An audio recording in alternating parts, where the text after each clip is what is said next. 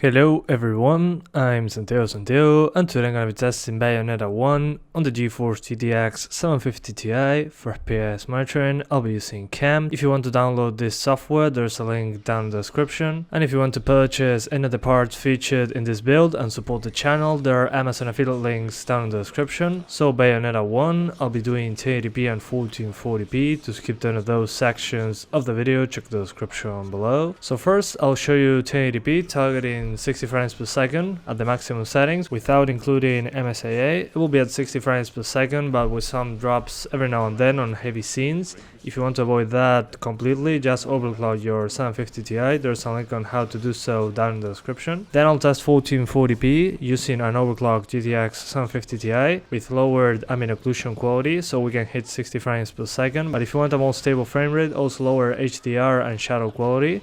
That should help you a lot, but it won't fix the frame rate all that much. It will still drop below 60 frames per second on very intensive scenes. I didn't test any other CPU since the G4560 was enough to maintain 60 frames per second no problem. So if you have a better CPU, don't worry, the game will run just fine. So in the options menu first, what you'll find is an anti-aliasing option from off to MSAA 16 times, which I didn't see in a long time. Apparently the MSAA option doesn't work according to the PC Gamer poll report on this game. So you'll see that sometimes I enable it, but it's not really working, it seems.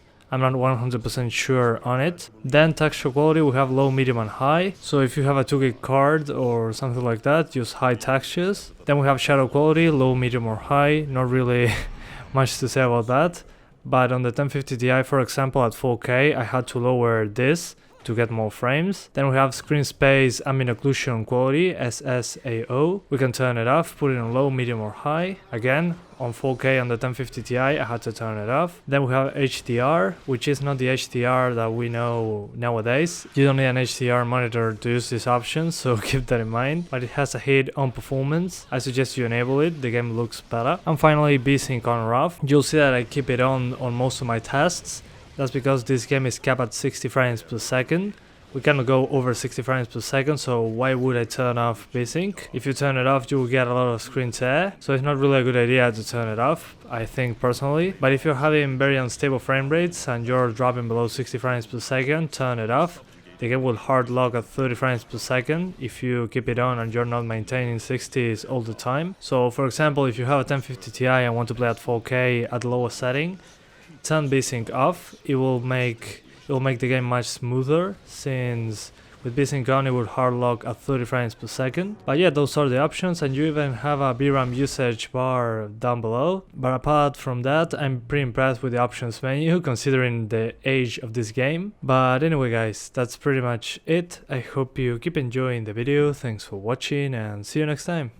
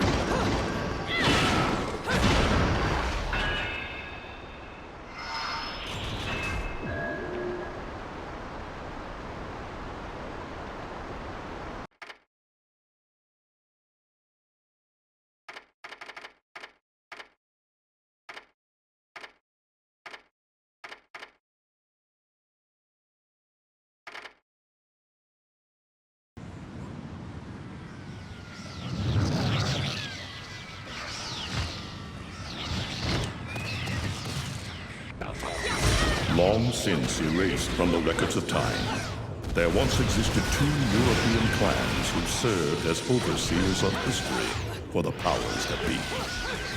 The Umbra Witches, dwellers of the darkness, and the Lumen Sages, controllers of the light. The clans paid each other great respect, and their efforts to maintain the balance between them defended the just passage of time.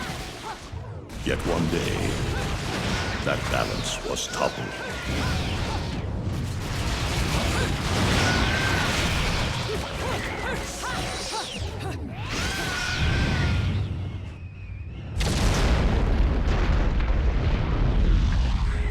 The once harmonious clans fell into disagreement and stoked the flames of hatred against each other, resulting in an era of strife. The conflict between the Umbra and the Lumen threw all of Europe into a chaotic loop of battle, ambush, assassination, and casualty. It was truly a gruesome war. Despite the tremendous radiance of God shining upon them, the Lumen Sages were gradually weakened by the assault of the secretive Dark Witches. Years after the balance was lost, the war had ended in the Umbra Witches' favor.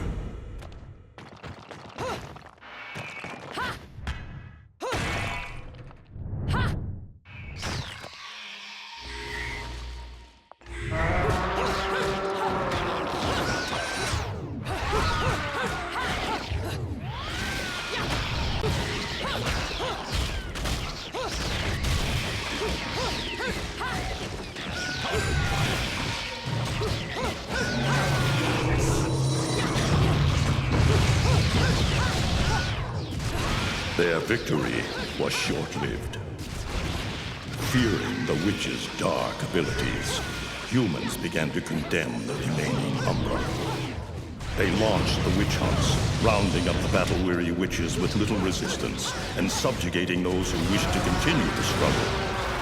Human faith in the miracles of their god pushed the witch hunts further, and soon the Umbra witches, keepers of the darkness, were extinguished from the earth. All but one.